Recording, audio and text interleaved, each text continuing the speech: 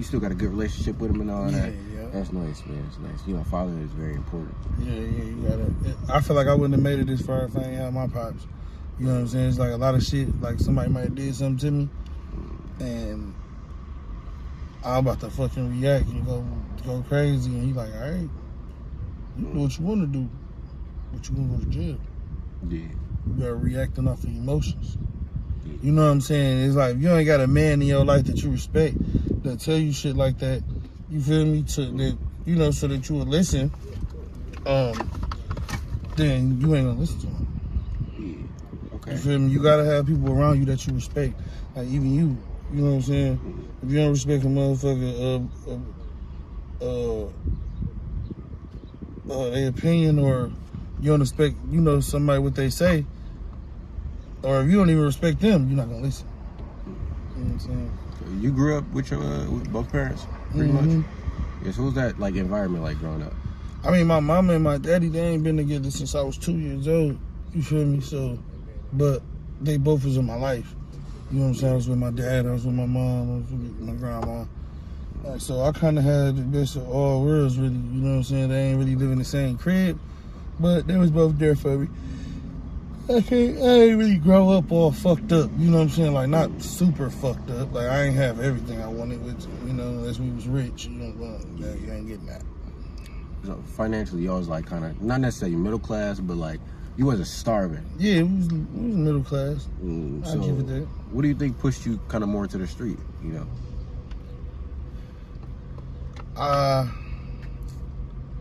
Damn. I'ma just have to say my dad. I ain't never seen my dad with a job. You feel me? My dad never had a job. Of course, like, you know, in his defense, he don't want me in the streets. He never wanted me in the streets. He never was like, come on, son, let's do this. Or let's, you know, it wasn't that. It was, I didn't want to go to work. You feel me? Then I got a job, too. I worked about 10 jobs, maybe, in my whole life. You feel me? And it's like, I don't want to wait 2 weeks to get paid. Yeah. You feel me? I don't want to wait 2 weeks to get paid $300, $400. I already got felonies and shit. You know what I'm saying? So it's hard to get a good ass job, which I ain't scared to work, but I don't want to work and it ain't worth it. You feel me? At the end of the fucking week, you get $1,200. You got to pay $800 in rent, and you broke as fuck. You know what I'm saying? So that, and then just shit, don't want to be broke. You know what I'm saying? I don't want to be fucked up, like. And I'm a fat nigga. Fat niggas gotta have money. You feel me? What fat nigga you know with bad bitches that don't got no money? No. Yeah. You feel me? You gotta have some pay. You gotta look good. You gotta smell good. You gotta fucking, you know what I'm saying? You gotta be presentable. You feel me? So I can't say like my family style. Or I can't say like, oh, my mom was about to get evicted, so when it started, we'll go to the streets. You feel me? That. And I feel like with my dad, he was never with it. But I think once he found out that that's what I was doing, he like, shit, I'm gotta at least make sure he's straight. I think he was still trying to protect me in some type of way. You know what I'm saying? Do you think you idolized it? Seeing kind of? Hell yeah. You don't see no, like, I mean, maybe it's the niggas in my hood, you feel me? The cars, the clothes, the jewelry, they got girls, they drinking, going out, big meats, shit like that. You know what I'm saying? Some people mind weak to certain shit. Like some people is drug addicts. Yeah. They can't stop taking perks and doing coke. Yeah. Or heroin or some shit. Yeah. Some people can't focus enough to go to school to be a doctor or a lawyer. I'm not good at studying. I'm good at counting. You feel me? I ain't good at this. I'm good at money management. You feel me? So it's like what you maybe was bred to be. Okay. Yeah. You feel me? God got a plan for everybody. You know what I'm saying? So. Hey man, are you big on the lean, or is that something you? No, I ain't really like a lean. Like I probably ever only spent $1,000 on lean in my life. That's surprising. Yeah, I don't really fuck with it because. Like I told you, I'm fat, so it's like I already got sleep apnea and shit. I ain't trying to be dead in my sleep, waking up dead and shit. You know, I've been hearing green like 25 a line now. Yeah, that shit going up. I know the prices though. I know the prices, but I can't fuck with it. I don't want nothing that make me go down and pass the fuck out. You know what I'm saying? That's heroin. That's liquid heroin. For sure. Yeah. I'm straight. Okay, yeah. I feel that. Cause you know, a lot of niggas taking the lean and they own mans be robbing them. You know what I'm saying? Man, or they be hitting that shit, or they be fucking making some shit up, calling it lean, and putting fentanyl in it, and getting niggas fucked up, overdosing on drink. Like, man, shit crazy.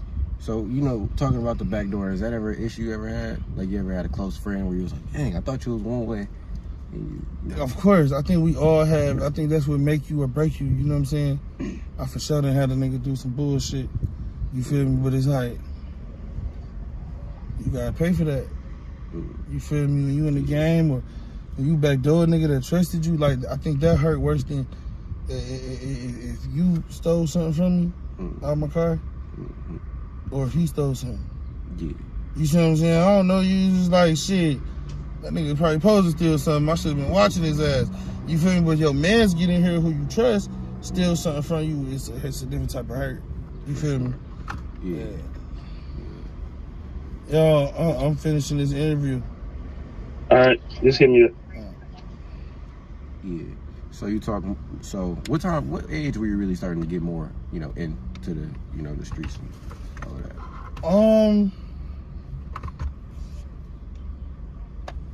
I think I was probably around 15, 16. So it was after you discovered rapping? After you, like, you know? Yeah, I think the rapping kind of pushes you towards the street shit too, because of what you're rapping about. I'm rapping about gun. I was rapping about shit before I was doing the shit. You feel me? Then it's like, nah, nigga, I rap about, I gotta have a gun.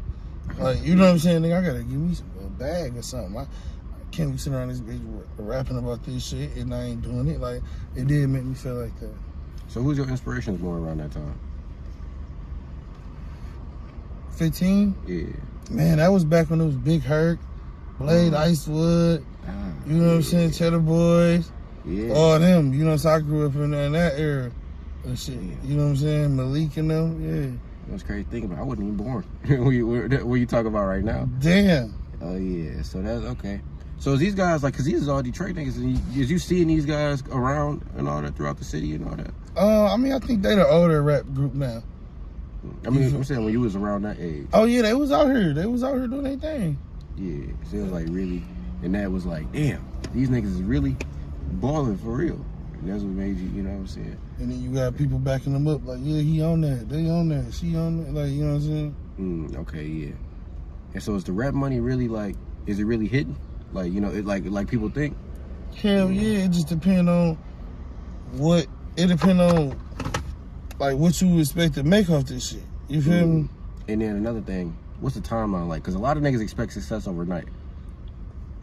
And that ain't it. It depends on what you expect to get, like what you okay with. You know what I'm saying? That's what you can determine, like. So like with me, all right, this how much money I made in 3 years. Okay. You feel me? Yeah. Since April of 2017, 18, 19, 22. So like, really it was 18. You know what I'm saying? But, and they owe me this.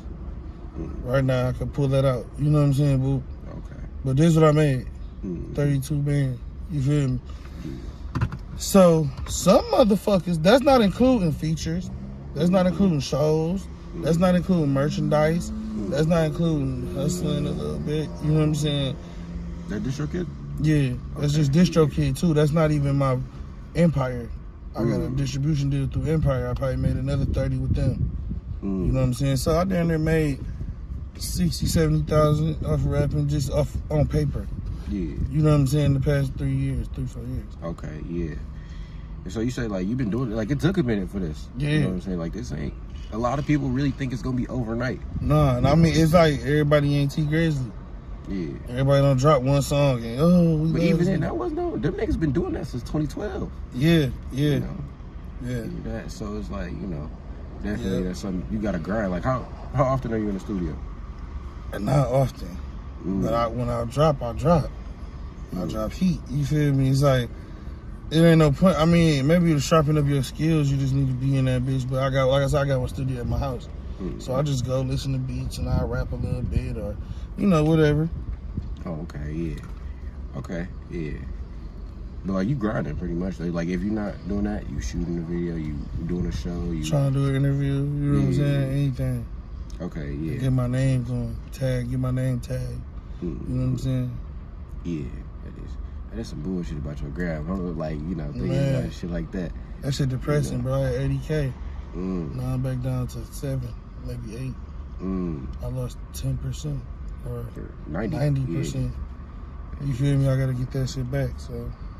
Yeah, but you know, real niggas gonna prosper. Yeah. It's gonna be. You use that to work with you, not against you. Yeah. You know what I'm saying? You use that, so. Yeah, what are some things that keep you motivated? Because, you know, it's easy to get discouraged. It's easy to be like, bro, this shit weak. Man, my kids, my fans, my supporters, my friends around me, you feel me? Bro, you one song away, bro, come on. We gotta work. You know what I'm saying? My supporters, damn, this nigga hard. You know what I'm saying? Like, keep going, bro. They sleeping on you type shit. You know what I'm saying? So, like, it's the people around me, for real, the people that I love the most. Okay, yeah. And so, that's kind of like, you know, because you say the people around you building these connections and stuff. Like when you first started working with people in the city, who was some of like the first guys you know what I'm saying?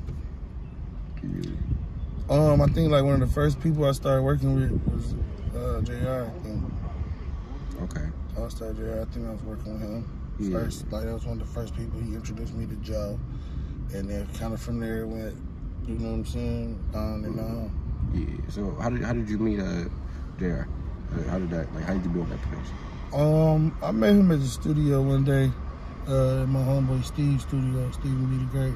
And we did end up doing a song, and we ended up chilling, you know what I'm saying, kicking it, being cool. And shit, man, you know, everything kind of went from there. Okay. Yeah, that's fire, that's fire. Okay.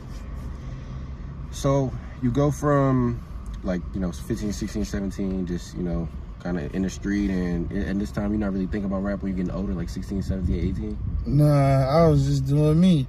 I always could rap, but I wasn't. You know, I might go to the studio here and there, and, you know, every other month I'm gonna go to the studio, like. But then when I got linked in with my boy Drew Does It, he do my videos now. We had dropped a video and that bitch was going crazy. He like, bro, you gotta take this shit serious, keep dropping. So we got to shooting videos back to back, and you know, trying to turn up. Okay. So what was your first big song that, like, you know, that like made you like, I gotta do this, like I gotta really, you know what I'm saying? I think it was a song called RISKTAKER. That was like my first song that got like 10,000 views or something. But then I did a song called If You My Nigga, and that bitch did 1 million. With DZ? Yeah. Yeah, okay. So talk about how you get to make that connection. That was through Joseph too. He was working with Joseph Heavy, you feel me? I was around, and I'm like, yeah, bro, I got this hard ass song, and I sent it to him. You feel me? And he was like, hell yeah. And he sent me that bitch back, and we shot the video, put that bitch out. That bitch went crazy. So you say this is after the RISKTAKER song that only had like 10, but like at the time, 10 is like, it was a lot back then. 2-3 years ago, 10,000 was a lot. Now it ain't shit. Okay, yeah. And so you go from If You My Nigga, then after this is when like kind of like the Feeling Like That album came out. Yeah. And that, you know, how did that album do for you? That album did alright. They love Feeling Like That. Yeah.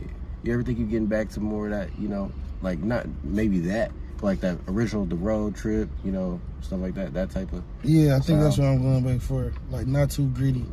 You feel me? I feel like I got into a space in my life where I was trying to prove and show the motherfuckers like don't play with me. You know what I'm saying? Instead of proving it to the fans like fuck what these niggas talk about. You know what I'm saying? I'm gonna keep getting money, I'm gonna keep doing me. You feel me? Motherfuckers wanna hear about the road, they wanna hear about you girl, your family, they wanna hear about the ups and downs of the road, not just the good shit. Yeah. You know what I'm saying? So the out of town troubles, you know. You ever get flicked on the road, you know? Like get flicked bad? Hell yeah, a couple times. Well, a couple, you know, like I done been in some situations, bro, where motherfuckers go to jail. You know what I'm saying? Like shit might not be on me, so I ain't gotta go to jail, but You know what I'm saying? I know some people that done got slick with shit. Like the road is dangerous. You know what I'm saying? And it's really like, really living like that don't end up, like it's never a longevity. You know what I'm saying? That's not true. Oh, you don't think so? That's not true. It's what you make it. It's what you, everything comes to an end, but it's what you make it. If you go out there and you go out to just go be hot as hell, that's on you. You ain't gonna last long. If you go out there and you meet you a couple motherfuckers and you just only fuck with them, you ain't gonna make money fast as the next nigga, but you're gonna last longer than that nigga. You see what I'm saying? So it's about the longevity, not how fast you can make $1 million. Yeah. You feel me? I'd rather make $1 million in 2 years with no trouble than make $1 million in 6 months and 5 niggas in prison. Yeah. You know what I'm saying? Yeah, they do say like people would rather have 1,000 now than $1 million in 2 years. Yeah, you know? yeah. So it's like, okay, yeah. Is that something like your friend group, your original? Have you ever had to like drop some people because they just mindset ain't in the right? I don't think we dropping, bro. I think we just leave niggas behind. Like you were saying earlier, we just keep, alright, you ain't with it, then we out of here. You know what I'm saying? We got the nigga back. Okay. Yeah, that's fire, man. D-Boy, it was nice, you know what I'm saying, chopping it up, doing this with you and all that, man. God. You know, it's Say